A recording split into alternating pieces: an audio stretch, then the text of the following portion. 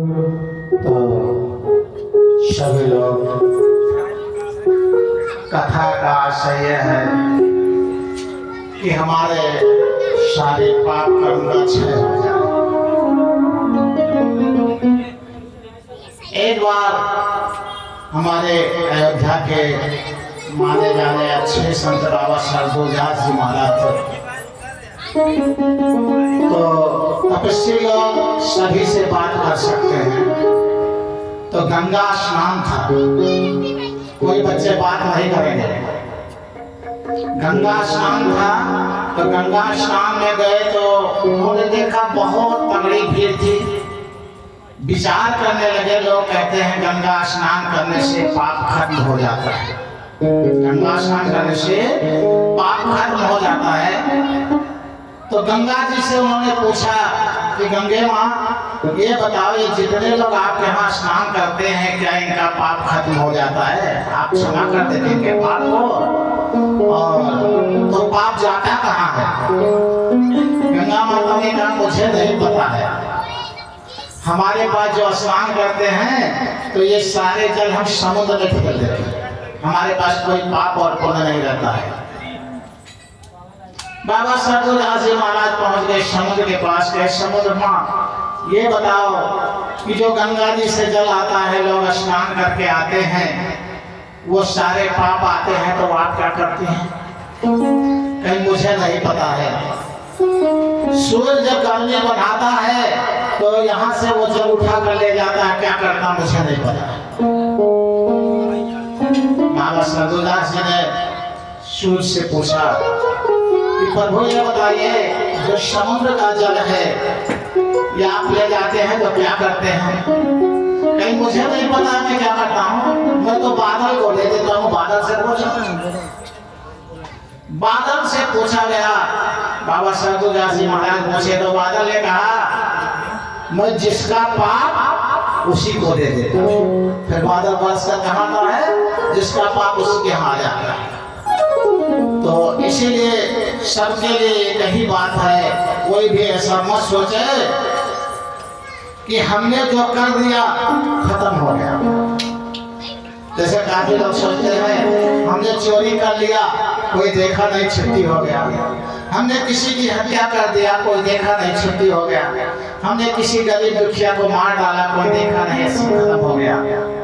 हमने किसी बकरे को मार डाला, खत्म हो गया, छुट्टी मिल गया। हम किसी मुर्गे को मार डाला, खत्म हो गया। किसी मछली को मार डाला, खत्म हो गया। ऐसा कभी भी मत सोचिए कि हमने जो किया वो खत्म हो गया। कर्म हो सकता है, जो तुम्हारे 5 मिनट का कर्म है पाप कर्म, वो 5 जन्म तक तुम्हें तरफा तरफा करके रुलाए। 5 जन्म नहीं, 50 जन्म तक भोगना पड़े। किसी गरीब असहाय का हाय कभी क्षमा नहीं हो सकता है। हम लोग जब छोटे छोटे थे तो पढ़ते थे, रहीम साहब का दोहा था, क्या था? रहीमों ने आज गरीब की हर से सहा न जाए, अमोई खाल की 700 साल भस्म हो जाए। आप लोग भी पढ़ते होंगे बच्चे, है अभी भी? हाँ, हम लोग छोटे थे तो पढ़ते थे। तो रहीम जी कहते थे गरीब की हाय मरे हुए खाल से लोहा भस्म हो जाएगा। इतना भारी होता है पाप, छोटा नहीं होता है। तो क्या ये जानवरों को मारा जाता तो इनकी खाल का जो है मारने वाले को उपाय लगता होगा, वही लगता होगा जो हम लोग बचपना में पढ़े। इसीलिए ऐसा मत सोचना हमने ये कर लिया और खा लिया और छुट्टी पा गया। भयंकर परिस्थिति पैदा करता है, बिल्कुल नटिया मेट कर देता, मिटा देता है, जन्मों जन्म हजारों जन्म बर्बाद कर देता है। इसीलिए पाप कभी क्षम नहीं हो सकता। इसके लिए सभी लोग बड़े ध्यान से सुने, संत महात्मा की आवाज को हृदय रख लें और ऐसा कोई कर्म बन जाए। पाप ऐसा भी करता है, कोई ऐसा कर्म बन जाता है कि आपका बना बनाया दिन और घसीट कर ऐसा ले जाता है, पटक देता है, आपके मुंह से ऐसी वाणी निकल जाती है, ऐसा बलवान दिन आ जाता है, ऐसा विकराल रूप दे देता है, ऐसा गिरा देता है कि तड़पते और रोते नहीं बनता।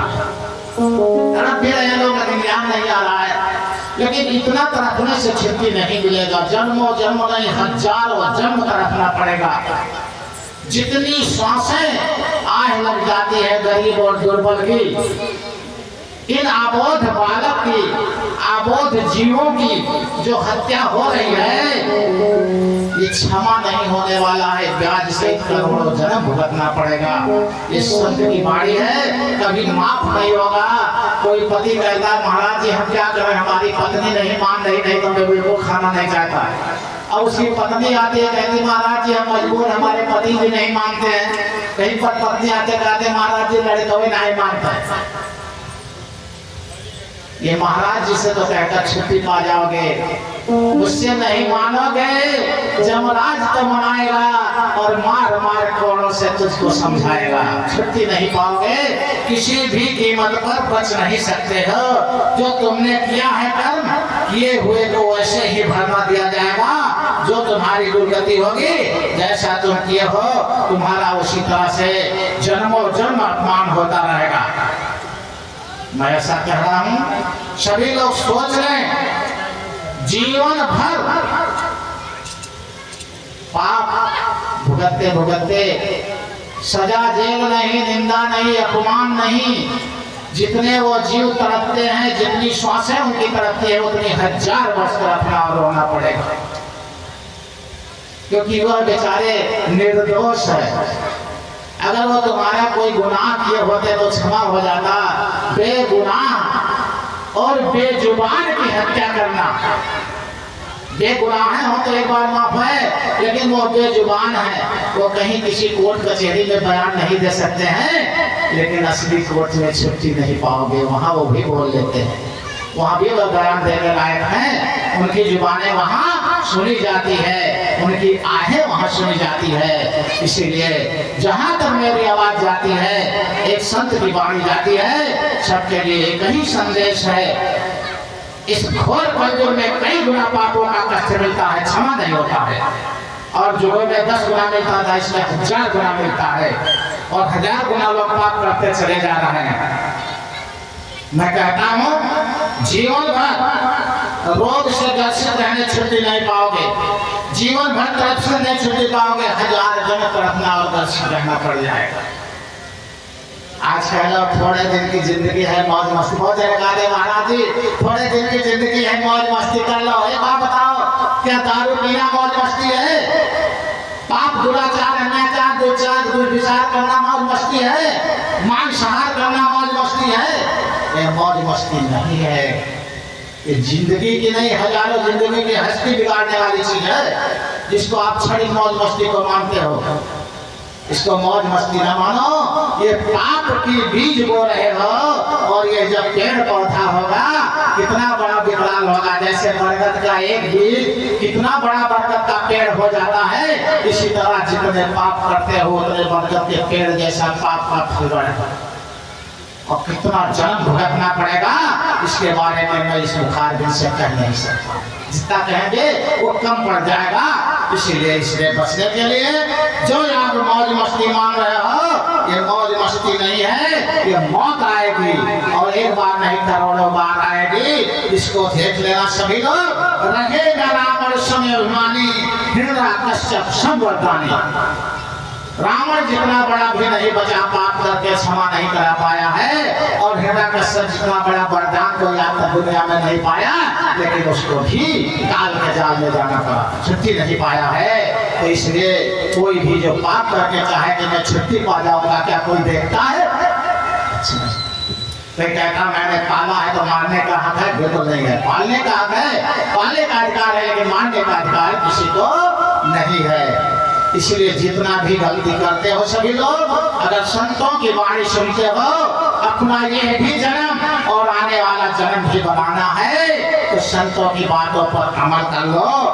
और आप लोग गलती करने के लिए कुछ दिन के लिए स्वतंत्र हो। कितने दिन के लिए?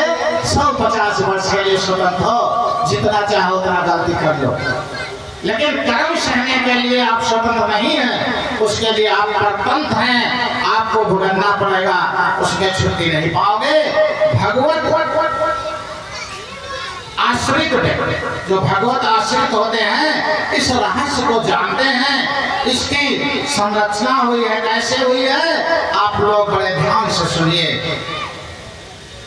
जो आज जो मौज मस्ती कर रहे हैं, जिसको जानते हैं अरे आनंद ले लो, ये आनंद कहाँ मिलने वाला है, दुराचार कर लो, दुष्कर्म कर लो, पाप कर लो, अन्याय कर लो, अत्याचार कर लो। मैं कहता हूँ अन्याय अत्याचार सुनने वाले भोगते भोगते भोगते भोगते भोगते रह जाएंगे, करने वाले को कितना दंड मिलेगा इसके बारे में सुखाने से नहीं कर सकते हैं। जो जरा सा उत्साह देते हैं अरे क्या होता है अंडा में, क्या होता है जैसे आलू ऐसे अंडा, कहने का छोड़ो, उसमें भी एक क्या होता है, बाल हत्या होता है। मुर्गे में क्या रखा मारने में, वो बेजुबान जीव है, वो बिल्कुल आबोध जीव है। एक बार जान लो उसको मारने में क्या होता है मैं नहीं कह सकता, करोड़ों गुना भुगतना पड़ेगा। कोई किसी के साथ जो साथ दे करके खिलाता वो नहीं भुगतेगा, जब करोगे वो भरोगे, माफ नहीं होगा। इसलिए अगर संतों की वाणी सुन रहे हो, देश काल परिस्थिति के अनुरूप जो फल प्राप्त हो जाए उसको बड़ी निष्ठा से निर्वाह कर लेना चाहिए। चाहे कष्ट मिले चाहे सुख मिले, लेकिन अन्याय अत्याचार और पाप से बचना चाहिए। अगर नहीं बच रहे हो तो इस जन्म में नहीं, करोड़ों जन्म में भुगतने के बाद ये छुट्टी नहीं मिलेगा। इसीलिए सभी लोग हमारी बातों पर अमल करके और